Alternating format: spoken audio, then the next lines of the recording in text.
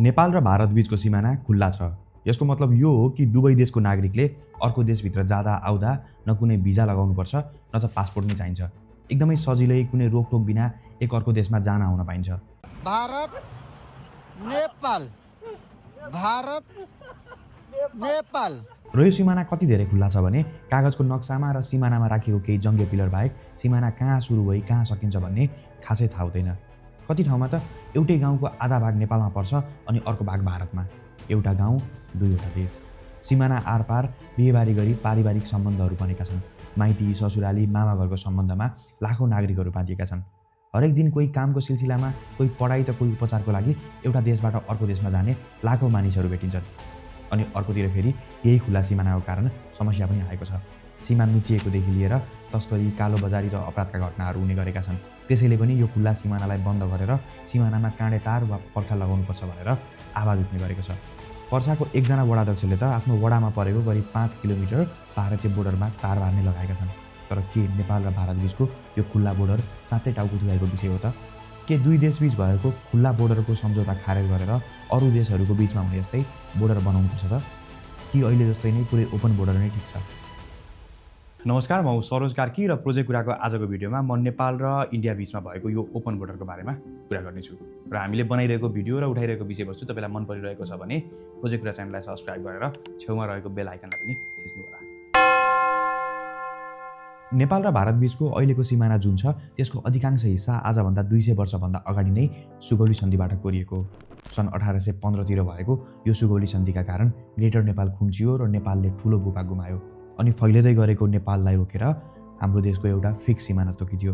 त्यसपछि 1860 मा अर्को एउटा पूरक सन्धि भयो, जसबाट सुगौली सन्धि गर्दा गुमेको बाँके, बर्दिया, कैलाली र कञ्चनपुर जस्ता क्षेत्र नेपालले फिर्ता पायो। यो चाहिँ भारतमा अङ्ग्रेज विरुद्ध भएको विद्रोहमा नेपालका राणाहरूले सेना पठाएर अङ्ग्रेजहरूलाई सघाएपछि खुसी भएर फिर्ता गरिएको थियो। यसरी यी नयाँ मुलुक भनिने क्षेत्रहरू थप भएपछि नेपाल भारत बीचको अहिलेको सिमाना बनेको। र जब अङ्ग्रेजहरू भारतबाट फर्किए तब बनेको नयाँ भारतीय सरकारसँग सन् 1950 मा नेपालले अर्को एउटा सन्धि गर्यो, treaty of piece and friendship. यो सन्धिमा एउटा यस्तो बुँदा समेटिएको थियो जसको कारण खुल्ला रूपमा एक देशबाट अर्को देश बिना भिजा र पासपोर्ट यात्रा गर्न मात्र होइन, एउटा देशबाट अर्को देशमा गएर काम गर्न र व्यापार गर्न वा सम्पत्ति राख्न पनि पाउने व्यवस्था भयो। मतलब यही सन्धिका कारण नेपाल र भारतबीच खुल्ला सिमाना कायम भएको। अर्कोतिर अरू देशहरूको उदाहरण हेर्ने हो भने ती देशहरूमा एक अर्काको देशमा जानको लागि भिजा वा पर्मिटहरू दिने गर्नुपर्छ। जस्तो भारत र बङ्गलादेशको उदाहरण हेरौँ। यो दुई देशका नागरिक अर्को देशमा जानको लागि भिजा लिनुपर्छ। अब त्यहाँ बोर्डरमा तार घेरा नलगाउने हो भने त्यो भिजा पर्मिट बिना कोही बोर्डरको आरपार गर्छ कि गर्दैन भन्ने चेक गर्नको लागि सिमानाभरि गार्ड्सहरू राख्नुपर्छ, जुन सम्भव नै हुँदैन। त्यसैले त्यहाँको बोर्डरभरि यसरी तारबार लगाइदिएको हुन्छ ताकि कोही पनि सजिलै अर्को देशमा जान नपाओस्। अनि यस्तो अवस्थामा आउन र जानको लागि केही बोर्डर नाकाहरू बनाइएको हुन्छ जहाँबाट भिजा चेक गरेर मात्र जान सकिन्छ। तर फेरि नेपाल र भारत बीच सहजै आवत गर्न पाउने र काम गर्न पाउने अवस्था भइसके पछाडि यहाँ घेराबारा लगाउनु पर्ने अवस्था नै भएन। र यसको बारेमा नेपाल र भारत दुवैतिरको देशले सोच्दा पनि सोचेनन्। न त तारबार छ न त पर्खाल नै। र यही कारण नेपाली र भारतीयहरू खुल्ला रूपमा एक अर्को देशमा यात्रा गर्ने, बस्ने र काम गर्ने गर्छन्। अनि पढाइ र कामहरूको साथसाथै नेपालबाट ठुलो सङ्ख्यामा नेपालीहरू उपचारको लागि पनि भारत जाने गर्छन्। हुन त पहिले नेपालका अस्पतालहरूमा राम्रो ल्याब र मेडिकल इक्विपमेन्टहरूको अभाव हुँदा त्यहाँ जानुपर्ने अवस्था थियो। तर अब भने त्यस्तो अवस्था छैन। नेपालका अस्पतालहरूमा पनि भारतका र विश्वका राम्रा अस्पतालहरूले प्रयोग गर्ने क्वालिटीकै मेसिनहरू र मेन पावरहरू उपलब्ध हुन थालेको छ। जस्तो आज हाम्रो भिडियोको स्पोन्सर विराट मेडिकल कलेज टिचिङ हस्पिटलले पनि भर्खरै आफ्नो डायग्नोस्टिक क्षमता बढाएर न्युक्लियर मेडिसिन डिपार्टमेन्ट बनाएको छ, जसमा विश्वस्तरीय स्पेक्ट सिटी स्क्यानको सेवा थपेको छ भने पेट सिटी स्क्यान पनि केही समयमा ल्याउँदैछ। यी मोलेकुलर इमेजिङ प्रविधिहरूले नर्मल सिटी स्क्यानहरूभन्दा अझ डिटेल र जटिल तरिकाले मोलेकुलर लेभलमा नै टेस्ट गरेर अर्ली स्टेजमै रहेको क्यान्सर तथा अन्य रोगहरूलाई सठिक रूपमा पत्ता लगाउन सक्छ। यसले गर्दा ती जटिल रोगहरूको उपचार पनि सहज र राम्रो हुनसक्छ।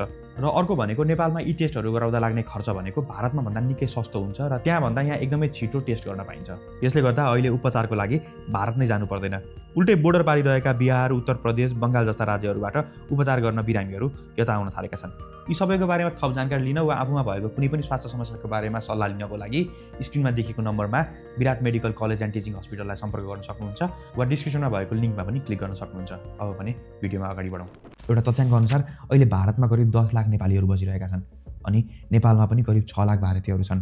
तर हामीलाई के थाहा छ भने यो तथ्याङ्क अनुमानित रूपमा रेकर्ड भएको तथ्याङ्क मात्र हो। वास्तविक सङ्ख्या त कतै रेकर्ड नै भएको छैन र अहिलेकै खुल्ला बोर्डरको अवस्था हेर्ने हो भने यो सङ्ख्या रेकर्ड हुने गरेको कुनै आधार पनि छैन र खुल्ला बोर्डरको कारण नै बोर्डरमा रहेका भारतीय बजारमा गएर नेपालीहरूले आफूलाई चाहिने चामल, तेल जस्ता घराइसी सामग्रीहरू, लुगा कपडाहरू किन्ने गर्छन्। जोगबनी, रक्सोल, गलगलिया जस्ता बजारहरू त त्यहाँ पुग्ने नेपाली ग्राहकहरूले गर्दा नै चलेका छन्। अनि यसको असर बोर्डरमा रहेका विराटनगर, काँकडभिट्टा, वीरगञ्ज, जनकपुर जस्ता नेपाली बजारको व्यापारमा परेको छ। बोर्डरमा रहेका नेपाली बजार सुक्न थालेपछि बेला बेलामा भन्सार नतिरी 100 रुपियाँभन्दा बढीको सामान ल्याउन रोक्ने नीतिहरू नेपालतर्फको सरकारले लागू गर्ने गरेको छ। तर मुख्य नाकाहरू बाहेक अरूतिर सुरक्षाकर्मीको उपस्थिति नै छैन र ती ठाउँबाट सहजै मानिसहरू र सामानहरू आरपार हुने गरेको छ।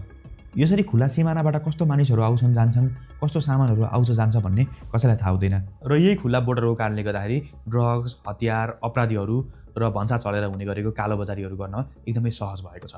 तस्करहरूले त बोर्डर नजिकै गोदाम बनाएर नै सामानहरूको तस्करी गर्छन् अनि सुन तस्करहरूलाई पनि खुल्ला बोर्डरको कारण भारतमा तस्करी गर्नको लागि एकदमै सजिलो हुने गरेको छ। अनि नेपालको तराई क्षेत्रमा त भारतीय अपराधी समूहहरू नै आएर लुटपाट गर्ने गरेका छन्। यसरी खुल्ला बोर्डरका कारण अपराधीहरू पनि एउटा देशमा अपराध गरेर अर्को देशमा लुट्ने गर्छन् अनि नेपालको बाटो हुँदै आतंकवादीहरू भारत पस्न सक्छन् भन्ने खालका डर पनि भारतमा सधैँ नै देखिने गरेको छ। केही अगाडि पाकिस्तानबाट सीमा हैदर नाम गरेको एकजना महिला नेपालको बाटो हुँदै सजिलै भारत गएकी थिइन्। यो आतंकवादी नै आएको घटना त होइन, तर पनि यो चर्चित घटनाले यसै गरी अरू पनि जान सक्छन् भन्ने शङ्का भारतमा हुने गरेको छ र कयौँ यस्ता खालका घटनाहरू पनि भएका छन्। त्यसैले पनि जब भारतमा पहलगाम जस्ता कुनै पनि सुरक्षा खतरा देखिन्छ तब नेपालको बोर्डरमा कडाइको साथ चेकिङ सुरु हुन्छ अनि नेपालबाट विभिन्न प्रलोभनमा पारेर भारतमा लगेर बेचबिखनमा पर्ने युवतीहरू र महिलाहरू पनि त्यहाँ लग्नका लागि दलालहरूलाई खुला सिमाना र बिना तथ्याङ्क यात्रा गर्न पाउने नियमले सजिलो बनाएको छ। यसै गरी नेपालबाट 15 लाख महिलाहरू बेचिने जोखिममा छन् भनेर हामीले एउटा छुट्टै भिडियो नै बनाएका छौँ। त्यो भिडियोको लिङ्क भिडियोको अन्तिममा र तल डिस्क्रिप्सनमा पनि राखेका छौँ। यसपछि त्यो भिडियो पनि हेर्नुहोला। अनि यो बस्ती काठमाडौँमा भएको एउटा शरणार्थी बस्ती हो। केही वर्षदेखि म्यानमारबाट आएका रोहिङ्ग्या शरणार्थीहरू नेपाल आएर यहाँ बसिरहेका छन्। उनीहरू भागेर भारत पसेपछि खुल्ला सिमानाका कारण सजिलै नेपालभित्र आए। अहिले 400-500 भन्दा बढी रोहिङ्ग्या शरणार्थीहरू काठमाडौँमा जसरी नै देशका कयौँ स्थानमा बसिरहेका छन् अनि नेपालले पहिले नै भुटानी शरणार्थी समस्या भोगिसकेको छ। योभन्दा अगाडि भुटानी शरणार्थीहरूलाई अमेरिका, अस्ट्रेलिया जस्तो देश पठाएको र खुल्ला सिमानाका कारण भारतबाट नेपाल आउन सजिलो भएका कारण अब रोहिङ्ग्या शरणार्थीहरूका लागि पनि नेपालप्रति आकर्षण बढ्दै गएको देखिन्छ। उनीहरूलाई म्यानमार वा बङ्गलादेशबाट चोरबाटो र एजेन्टहरू प्रयोग गरेर भारत आएपछि खुल्ला बोर्डरका कारण नेपाल छिर्न सजिलो हुने गरेको छ। भुटानी शरणार्थीहरू हुन् वा रोहिङ्ग्याहरू, उनीहरू तेस्रो मुलुकबाट भारत हुँदै नेपाल प्रवेश गरेका हुन् अनि तिब्बती शरणार्थीहरू पनि हिमाल कटेर नेपाल छिरेका थिए।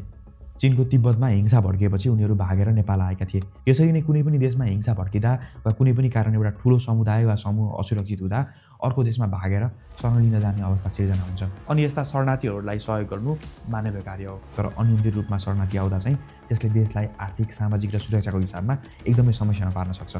म्यानमार, भुटान वा तिब्बत जसरी भोलिको दिनमा राजनीतिक वा धार्मिक कारणले भारतमा कुनै हिंसा भड्किन्छ भने त्यहाँबाट कति सङ्ख्यामा शरणार्थीहरू नेपाल पस्नेछन् भन्ने अनुमान गर्न नै सकिँदैन, किनभने भारत संसारकै सबैभन्दा धेरै जनसङ्ख्या भएको एकदमै ठुलो देश हो अनि नेपाल सानो देश। भारतबाट सानो सङ्ख्यामा पनि शरणार्थीहरू नेपालमा आउने हो भने हामी समस्यामा पर्न सक्छौँ वा हाम्रो देश अस्तव्यस्त हुन सक्छ। अहिले नेपाल र भारतको सिमाना छुट्याउने मार्गहरूका लागि पिलर राखिएको छ। यो पिलरहरू जङ्गबहादुर राणाले नै राख्न लगाएकाले यसलाई जङ्गे पिलर भनिन्छ।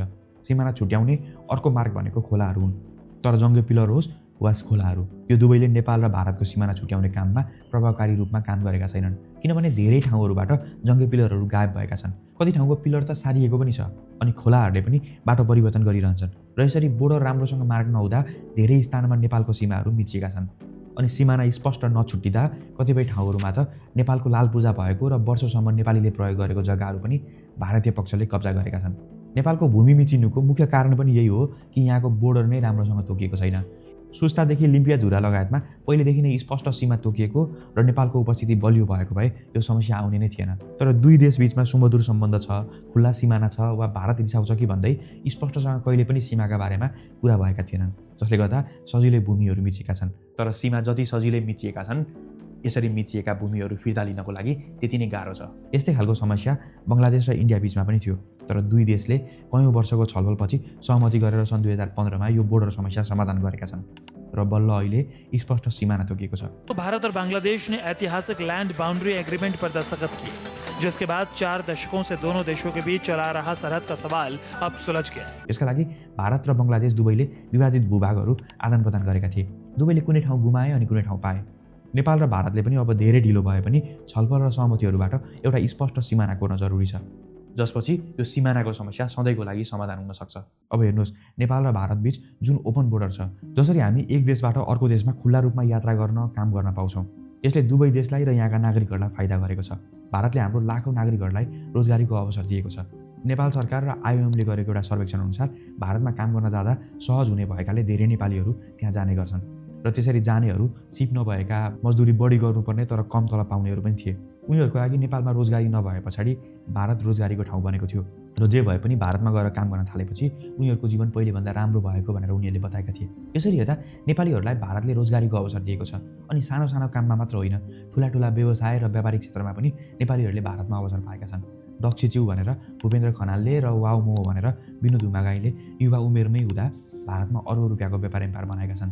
कयौँ युवाहरू भारतका आइआइटी र आइआइएम जस्ता कलेजहरूमा पढिरहेका छन्, त्यहाँका ठुला कम्पनीहरूमा पनि काम गरिरहेका छन् र भारतीयहरूले पनि नेपालमा उसै गरी अवसरहरू पाएका छन्। र यो सबै कुरा खुला सिमानाले गर्दा नै सम्भव भएको र यो सिमाना बन्द हुनु भनेको दुवै देश र दुवै देशका जनताहरूलाई घाटा हुनु हो। त्यसैले पनि यो खुला सिमानालाई बन्द गरिनु हुँदैन भन्ने मलाई लाग्छ। तर फेरि अहिलेकै अवस्थामा छोड्नु पनि हुँदैन, किनभने अहिलेको अवस्था एकदमै धेरै नियन्त्रणभन्दा बाहिर छ। बोर्डरमा दुवै देशको सरकारको होइन, तस्कर र अपराधीहरूको बोलबाला छ। त्यही भएर अहिलेकै अवस्थालाई सुधार गर्न भने जरुरी छ। मतलब अहिले जसरी नै बिना भिजा वा बिना पर्मिट यात्रा गर्न पाउने भए पनि अहिले जसरी जहाँ पाए त्यहीँबाट यात्रा गर्ने अवस्थालाई भने सुधार गर्न जरुरी छ र त्यसलाई नियन्त्रण गर्न भने जरुरी छ।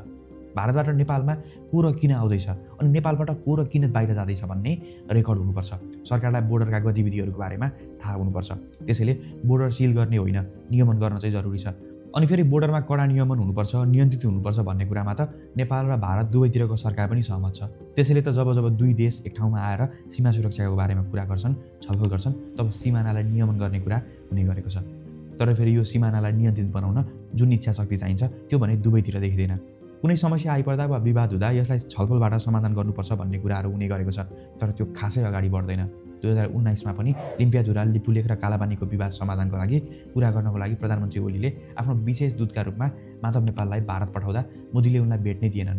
नेपालमा पनि त्योभन्दा अगाडि दर्जनौँ प्रधानमन्त्रीहरू थिए, कयौँ राजा र राणाहरू थिए, तर भारत रिसाउँछ भनेर त्यो भूमि हाम्रो हो भनेर स्पष्टसँग कहिले पनि भनेनन्। प्रधानमन्त्री ओलीले आँट गरेरै भए पनि हाम्रो छुटेको हिस्सा चुचे नक्साका रूपमा कागजमा ल्याएर त्यो क्षेत्र विवादित क्षेत्र हो भनेर औपचारिकता दिए। यसका लागि उनलाई धन्यवाद भने दिनैपर्छ। तर पनि यो नक्सामा भएको भूमि फिर्ता लिनको लागि वा सिमाना विवाद समाधान गर्नको लागि दुवै देश सक्रिय भएर वा दुवै देशले इच्छाशक्ति देखाएर यो समाधान गर्न भने जरुरी छ। र एउटा कुरा के बिर्सिनु हुँदैन भने वास्तवमा नेपाल र भारत दुई अलग देश हो। भोलिको दिनमा कुनै पनि समस्या आउँदा भारतले आफ्नो स्वार्थ सोच्ने हो र नेपालले आफ्नो सोच्नुपर्छ। भारतले राजनीतिक स्वार्थका लागि नेपालमा कयौँ पटक नाकाबन्दी लगाउँदा पनि हामीले यो देखेका छौँ। रोहिङ्ग्या वा भुटानी शरणार्थी समस्या हुँदा, कोभिड जस्तो महामारी फैलदा वा नेपाली भूमि मिचिँदा पनि हामीले हाम्रो बोर्डर सुरक्षित हुनुपर्छ भन्ने बुझेका छौँ। त्यसैले सबैभन्दा सुरुमा त दुई देशबीच भएको बोर्डर विवाद हटाएर कुन क्षेत्र नेपाल हो र कुन क्षेत्र भारत हो भन्ने छुटिने गरी सबैतिर स्पष्ट बोर्डर कोर्नुपर्छ। अनि तारबार लगाएर हुन्छ कि अरू कुनै उपाय अपनाएर हुन्छ, अहिले नेपाल भारत बोर्डरमा भइरहेको अनियन्त्रित र अवैध आवाजावतलाई नियन्त्रित गरिनुपर्छ। नेपाल र भारतको नागरिकलाई सजिलै बिना भिजा आवाजावत गर्न दिए पनि आउँदा जाँदा नागरिकता, नेसनल आइडी कार्ड जस्ता आधिकारिक परिचय पत्र अनिवार्य गरिनुपर्छ। अनि तस्बिर सहितको व्यक्तिगत विवरण लगायतका जानकारीको रेकर्ड पनि बोर्डरमा राखिनुपर्छ। बरु बारम्बार यात्रा गरिरहनु पर्नेहरूका लागि कम झन्झट होस् भनेर एउटा छुट्टै परिचय पत्रको व्यवस्था गर्न सकिन्छ, तर रेकर्ड भने राख्नुपर्छ। यो सबैले गर्दा एकातिर ओपन बोर्डरको फाइदा पनि भइरहनेछ र अर्कोतिर बोर्डर ओपन भएको कारण भइरहेको गलत गतिविधिहरूमा धेरै हदसम्म नियन्त्रण हुन सक्छ। तपाईँलाई चाहिँ के लाग्छ, नेपाल र भारत बीचको बोर्डरलाई कसरी म्यानेज गर्नुपर्छ? आफ्नो विचार कमेन्ट गर्नुहोला र प्रोजेक्ट कुरालाई अझै पनि सब्सक्राइब गर्नुभएको छैन भने सब्सक्राइब गरेर छेउमा रहेको बेल आइकनलाई थिच्नुहोला। आजलाई यति नै, अर्को भिडियोमा फेरि भेटौँला। यो भिडियो पुरा हेर्नुभएकोमा धन्यवाद।